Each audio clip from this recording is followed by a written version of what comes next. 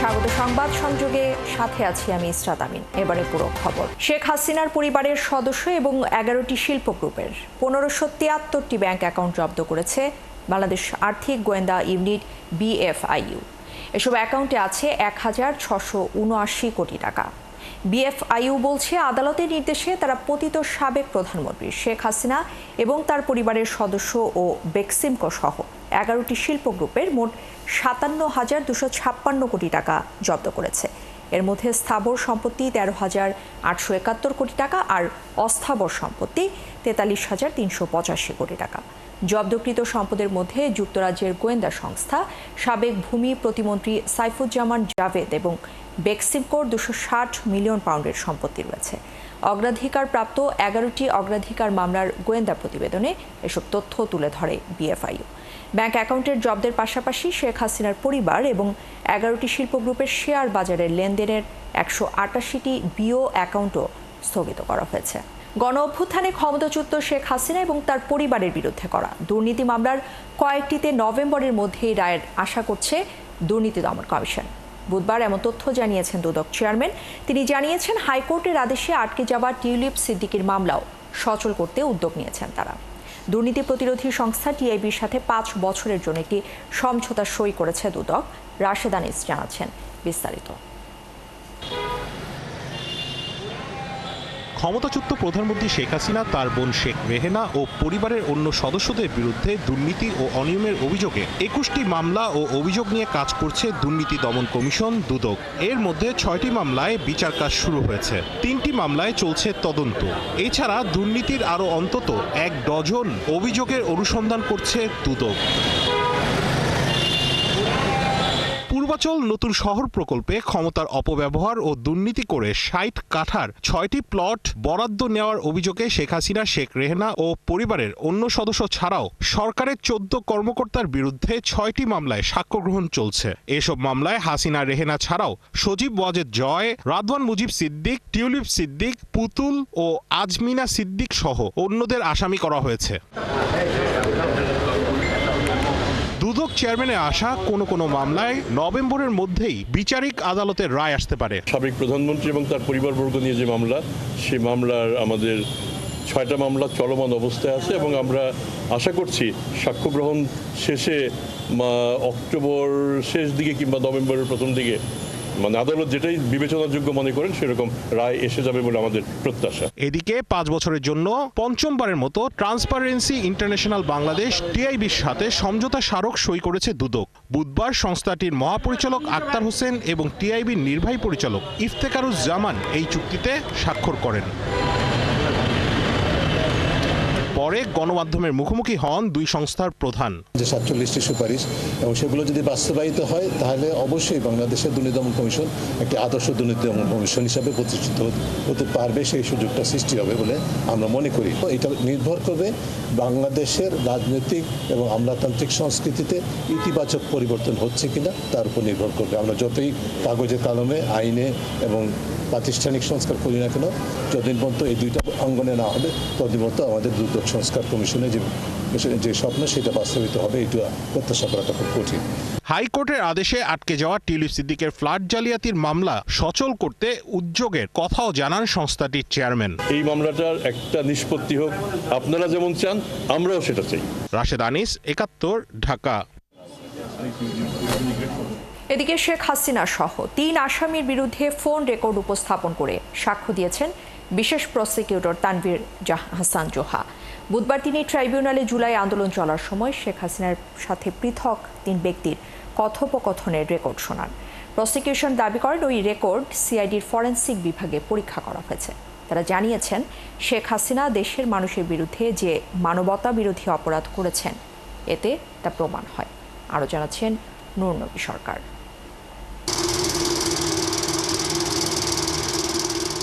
আন্তর্জাতিক অপরাধ ট্রাইব্যুনাল 1-এ শেখ হাসিনা সহ 3 আসামির বিরুদ্ধে মানবতাবিরোধী অপরাধের বিচারিক কার্যক্রম চলছে। আনুষ্ঠানিক বিচার কাজের 22তম দিনে সাক্ষ্য দেন বিশেষ প্রসিকিউটর তানভীর হাসান জোহা। তার এই সাক্ষ্য গ্রহণ বিটিভি ও সামাজিক মাধ্যমে সরাসরি দেখানো হয়। শেখ হাসিনা লেথাল উইপন ব্যবহার করে শেখ হাসিনা জুলাই আন্দোলন চলাকালে ইনু, তাপস ও ঢাকা বিশ্ববিদ্যালয়ের সাবেক উপাচার্য মাকসুদ কামালের সাথে ফোনে কথা বলেন। এমন পৃথক 5টি জব্দকৃত কল রেকর্ড আদালতে বাজিয়ে শোনান সাক্ষী জোহা। হ্যাঁ, জঙ্গি হামলা হয়েছে। আপনি সন্ত্রাসী জঙ্গি এই কার্ডটা খেলবো আমরা এখন।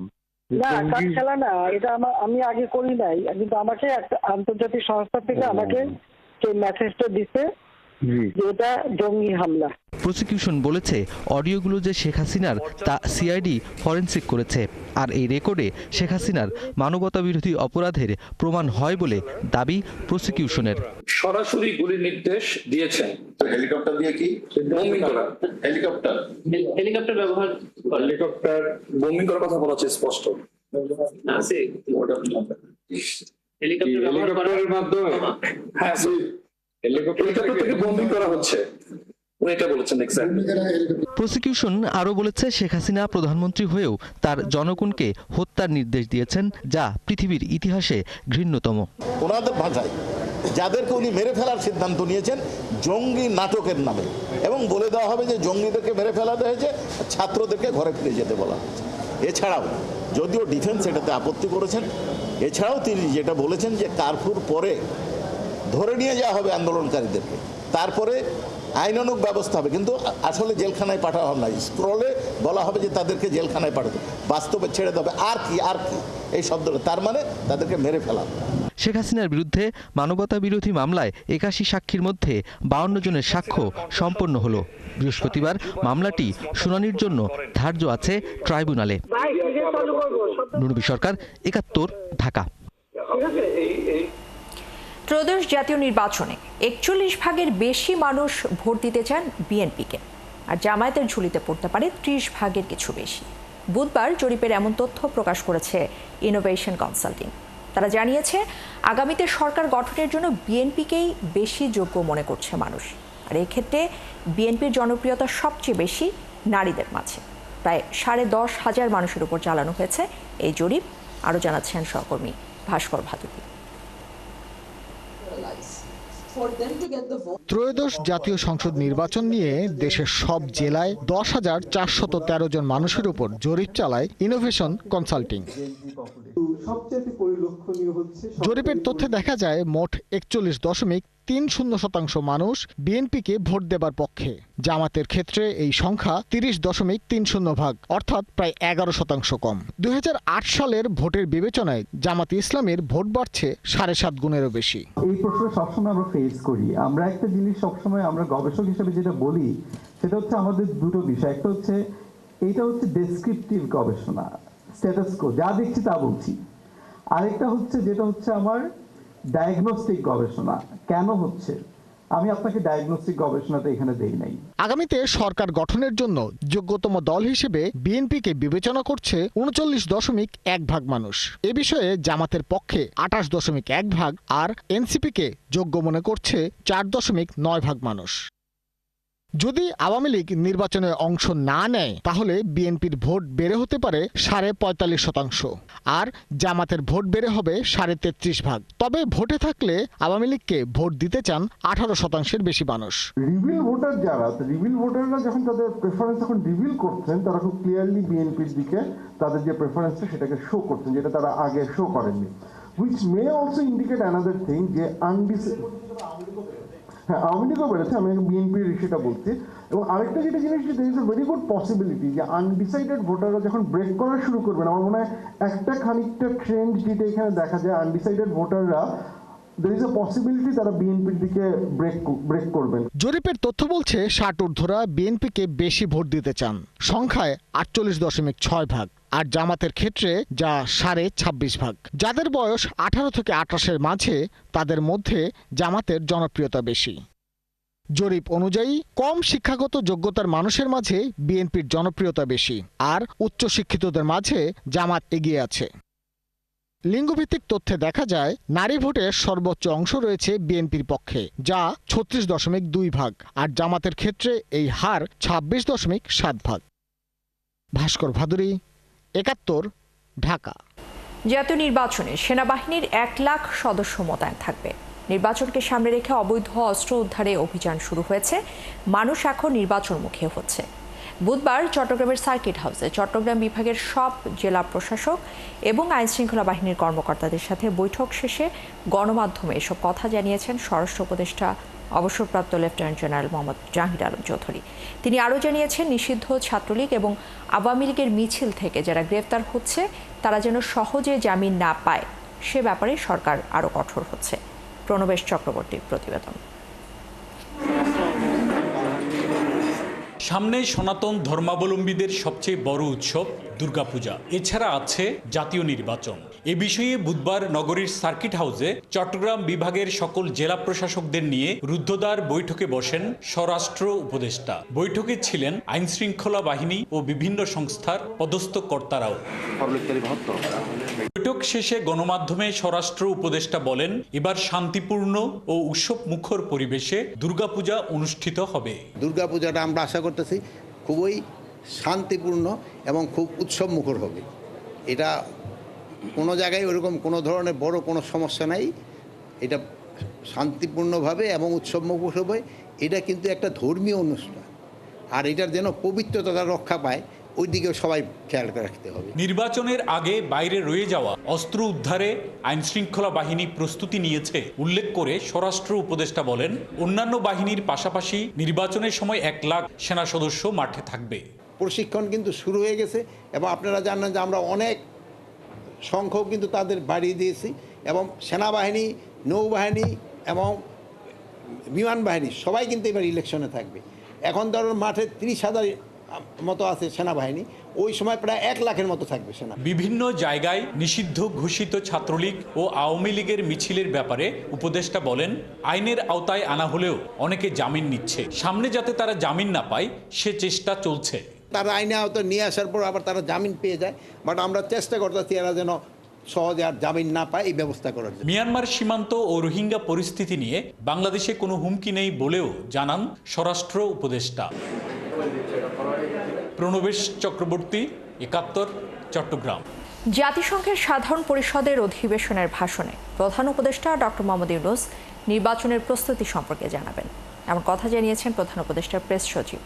স্বল্পোন্নত দেশ থেকে উত্তরণ পরবর্তীতে বাংলাদেশের বাণিজ্য সুবিধা নিয়েও প্রধান উপদেষ্টা কথা বলেছেন বিশ্বব্যাংক, IMF এবং বিশ্ব বাণিজ্য সংস্থার প্রধানদের সাথে। মঙ্গলবার স্থানীয় সময় দুপুরে ম্যানহাটনের গ্র্যান্ড হায়াত হোটেলে সাংবাদিকদের সঙ্গে আলাপকালে এই কথা জানিয়েছেন তিনি। বিস্তারিত শাহরিয়ার ইমতিয়াজের প্রতিবেদনে। ৮০তম জাতিসংঘ সাধারণ পরিষদের অধিবেশনে ব্যস্ত সময় পার করছেন অন্তর্বর্তীকালীন সরকারের প্রধান উপদেষ্টা ডক্টর মোহাম্মদ ইউনূস। সম্মেলনের উদ্বোধনী অধিবেশনের পর সাইডলাইনে বৈঠক করেন একাধিক বিশ্ব নেতাদের সাথে। প্রধান উপদেষ্টার প্রেস সচিব জানান, ডক্টর ইউনূস অস্ট্রেলিয়ার প্রধানমন্ত্রী অ্যান্টনি অ্যালবানিসের সঙ্গে সংক্ষিপ্ত শুভেচ্ছা বিনিময় করেন। সংস্কার ও ফেব্রুয়ারিতে নির্ধারিত তারিখে বাংলাদেশে আসন্ন সাধারণ নির্বাচন সহ বিভিন্ন বিষয়ে আলোচনা হয় দুই নেতার মাঝে। যে ইস্যুগুলো আছে সেগুলো ছাড়াও ইলেকশনের বিষয় আসে, রিফর্ম আসে এবং বিশেষ করে অ্যান্টনি অ্যালবানিসের সাথে বাংলাদেশি যে কমিউনিটি অস্ট্রেলিয়ায় আছে তাদের বিষয়েও আলাপ হয়। বাংলাদেশ স্বল্প উন্নত দেশ LDC থেকে উত্তরণের প্রস্তুতি নিচ্ছে। এ উত্তরণ মসৃণ করতে বিশ্ব বাণিজ্য সংস্থার সহায়তা চেয়েছেন প্রধান উপদেষ্টা অধ্যাপক মোহাম্মদ ইউনূস। 2026 সালের শেষের দিকে আমাদের LDC গ্র্যাজুয়েশন হওয়ার কথা এবং যদিও আমাদের বিজনেসম্যানরা এই বিষয়ে ডিলে করার কথা বলছেন। বিভিন্ন দেশে আমরা প্রিফারেন্সিয়াল ট্রেড অ্যাক্সেস পাই, ডিউটি ফ্রি অ্যাক্সেস পাই। সেই প্রিফারেন্সিয়াল ট্রেড অ্যাক্সেস যাতে আমাদের অ্যাফেক্টেড না হয় সেই জন্য আমরা WTOর হেল্প চেয়েছি। প্রধান উপদেষ্টা বৈঠক করেন বিশ্বব্যাংকের প্রেসিডেন্ট অজয় বাঙ্গার সাথে। অজয় বাঙ্গার সাথে বাংলাদেশের ইলেকশন নিয়ে কথাবার্তা হয়। উনি আবারও জানিয়েছেন ফেব্রুয়ারির প্রথমার্ধে ইলেকশন, এই ইলেকশনের জন্য কি আমরা মেজার নিচ্ছি সেগুলো কথা হয়েছে। এছাড়া আমাদের ইকোনমিক রিফর্মগুলো সামনের মাসগুলোতে কি রিফর্ম হবে, কি কোথায় ফোকাস হচ্ছে সেগুলো নিয়ে আলাপ হয়। চিফ অ্যাডভাইজার জানিয়েছেন যে আমাদের বাংলাদেশের থেকে যে $234 বিলিয়ন শেখ হাসিনার আমলে সাইফন অফ হয়ে গেছে, যারা চুরি করে নিয়ে গেছে, তো সেই টাকাটা ফেরানো তার একটা বড় একটা প্রায়োরিটি। সেই বিষয়ে উনি আলাপ হয়েছেন। আপনি জানেন ওয়ার্ল্ড ব্যাংক এগুলো ক্ষেত্রে যথেষ্ট এক্সপার্টিজ আছে, তারা এগুলোর ব্যাপারে হেল্প করে। প্রধান উপদেষ্টার সফর সঙ্গীদের উপর আওয়ামী লীগের নেতাকর্মীদের ডিম নিক্ষেপ সহ হামলার বিষয়ে কথা বলেন প্রেস সচিব শফিকুল আলম। আওয়ামী লীগের লোকরা যে এরকম করবে সেটা কমিউনিকেশন কিছু গ্যাপ হয়েছে, এগুলো নিয়ে আমরা দেখছি। আমাদের তরফ থেকে আমরা এই বিষয়ে আমাদের ফরেন মিনিস্ট্রি, বাংলাদেশের কনসুলেট ইন নিউ ইয়র্ক এই বিষয়ে যথাযথ যাদের কর্তৃপক্ষ আছে তাদেরকে এই বিষয়ে জানানো হয়েছে। এছাড়া নেদারল্যান্ডসের রানী ম্যাক্সিমা, বেলজিয়ামের রানী ম্যাথহিল্ড, যুক্তরাজ্যের সাবেক প্রধানমন্ত্রী গর্ডন ব্রাউন ও চিলের সাবেক প্রেসিডেন্টের সাথে বৈঠক করেন doctor Mohammad Yunus. Shahriar Imtiaz, ৭১, Dhaka. Septic tank না থাকায় ঢাকার বেশিরভাগ বাসাবাড়ি এবং কলকারখানায় পয়ঃবর্জ্য সরাসরি মিশে যাচ্ছে খাল এবং নদীতে। এতে প্রতি বছর বিলিয়ন ডলারের ক্ষতি হচ্ছে পরিবেশ, স্বাস্থ্য এবং অর্থনীতির। দুপুরে ঢাকায় রাজধানী উন্নয়ন কর্তৃপক্ষ রাজুক আয়োজিত সেমিনারে এমন তথ্য তুলে ধরা হয়। আবাসিক, অনাবাসিক সব ধরনের স্থাপনায় সেপটিক ট্যাঙ্ক বসানো বাধ্যতামূলক করার নির্দেশনা দেন পরিবেশ উপদেষ্টা সৈয়দা রিজওয়ানা হাসান। রুহুল আমিনের রিপোর্ট। বিশ্বের অন্যতম মেগাসিটি রাজধানী শহর ঢাকা, যেখানে বাস করেন ২ কোটির বেশি মানুষ। কেউ আধুনিক অট্টালিকায়, কেউ বস্তিতে। তবে বিলাসবহুল অট্টালিকা হোক আর জরাজীর্ণ ঝুপড়ি, একটা ক্ষেত্রে ব্যাপক মিল তাদের, আর তা হলো সেপটিক ট্যাঙ্কের অভাব। সরকারি সংস্থার হিসেবে শুধু গুলশানেই ৩৫০০ ভবনে নেই পয়ঃবর্জ্য শোধন ব্যবস্থা। কলাবাগান, পান্থপথ, এই এরিয়াটার যে সুয়ারেজ, এটা চলে আসতেছে হাতির ঝিল। তো হাতির ঝিল আসলে এখন কি একটা লেক নাকি এটা একটা sewer storage pond, I don't know. তো দিস ইজ আ রিয়েলিটি। এখন এই যদি অবস্থা, এবং এই ঢাকা শহরে শুধু এটা না, সব লেকেই কিন্তু এখন আসলে একটা বর্জ্যের একটা স্টোরেজ। ঢাকায় প্রতিদিন ২০০ কোটি লিটার পয়ঃবর্জ্য তৈরি হয়, যার বেশিরভাগই শোধন হয় না। ঢাকার বাইরের পরিস্থিতিও সন্তোষজনক নয়। এ অবস্থায় দাবি উঠেছে বাসাবাড়িতে সেপটিক ট্যাঙ্ক স্থাপন বাধ্যতামূলক করার। বাড়িওয়ালারা এখন যারা বাড়ি করছেন তারা মনেই করেন যে এখন আর সেপটিক ট্যাঙ্কে না দিলেও চলে। এটা একটা অপশনাল, আগে তো ছিল না ম্যান্ডেটরি, পরে এটাকে অবাধ না থাকতে এটা অপশনাল জায়গায় গিয়েছে। এখন মনে করে এটা দিব না, ডাইরেক্ট লাইনটা আমরা কানেকশনের সাথে দিয়ে দিব। তো সুতরাং একটা ম্যাসিভ ক্যাম্পেইন দরকার। আলোচনায় পরিবেশ উপদেষ্টা বলেন, ঢাকাকে বাসযোগ্য করতে পরিষ্কার করতে হবে খাল ও নদী, আর এর শুরুটা করতে হবে বাসাবাড়ি থেকেই। জাপান যে কাজটা করেছে সেই কাজটাই আমাদেরকে করতে হবে। ভিয়েতনাম যে কাজটা করেছে সেই কাজটাই আমাদেরকে করতে হবে। ইন্ডিয়া যেই কাজটা করছে সেই কাজটাই আমাদেরকে করতে হবে। শ্রীলঙ্কা যেটা করেছে সেটাই আমাদেরকে করতে হবে in terms of sewage management. যদি আমাদের পাশের দেশগুলো একই রকম আর্থসামাজিক বাস্তবতায় থেকে এই সমাধানগুলোকে এমব্রেস করতে পারে, তাহলে আমরাও এই সমাধানগুলোকে এমব্রেস করতে পারবো। ঢাকাকে নিরাপদ করতে দ্রুত বিল্ডিং কোড চূড়ান্ত করার নির্দেশনা দেন উপদেষ্টা। ব্যবসায়ীরা সহযোগিতা না করলে রাজুককে সিদ্ধান্তে অটল থাকার পরামর্শ দেন তিনি। একটা স্মার্ট শহরে আমাদেরকে রূপান্তর করতে হবে। রুহুল আমিন, ৭১, ঢাকা। ব্রাউন শহরকে আমাদের একটা লোকশিল্পের ঐতিহ্যে মণ্ডপ সাজিয়ে এবারের শারদোৎসব আয়োজন করছে রাজধানীর উত্তরার সার্বজনীন পূজা কমিটি। গেল বছরের ধারাবাহিকতায় এবারের দুর্গাপূজা আরও বেশি বর্ণাঢ্য হবে জানিয়েছে পূজা কমিটি। আনুষ্ঠানিকতার পাশাপাশি থাকবে সান্ধ্য আরতি প্রতিযোগিতা এবং সাংস্কৃতিক অনুষ্ঠান। উত্তরায় পূজা প্রস্তুতির আরও খবর জানাচ্ছেন সহকর্মী পার্থ সঞ্জয়। যেন অবন ঠাকুরের ছবি, তুদির ছোঁয়ায় ফুটে উঠছেন দেবী দুর্গা। একটু একটু করে পূর্ণতা পাচ্ছে তার মৃন্ময়ী কাঠামো। উত্তরায় বাংলা প্রতিমার আদলে গড়া হচ্ছে প্রতিমা। কালকে থেকে সাজগোজ শুরু হবে, আর চোখের কাজও কালকে শুরু হবে। আজকে মোটামুটি সব রং টং করা কমপ্লিট করব। মণ্ডপের প্রস্তুতিতে লোকশিল্পের সঙ্গে থাকছে ঐতিহ্যের মিশেল। পট শিল্পের বিন্যাসে শেকড়ের পানে ফিরবে এবার উত্তরার পূজা।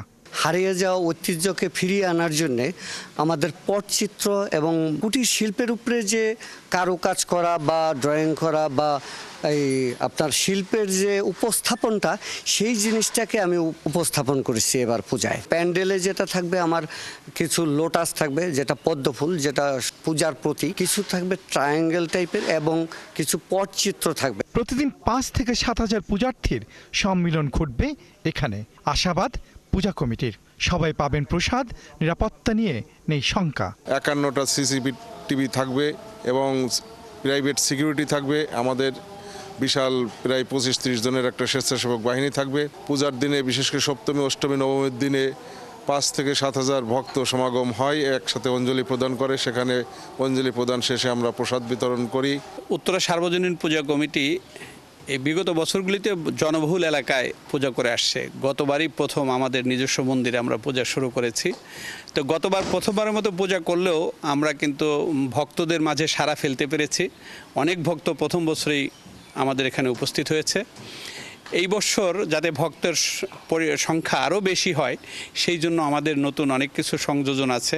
প্রায় সম্পূর্ণ প্রস্তুতিতে 28 সেপ্টেম্বর শারদ আনন্দে দেবী বন্দনায় মুখর হবে মণ্ডপ। প্রত্যাশা আয়োজকদের। পার্থ সঞ্জয়, 71, ঢাকা।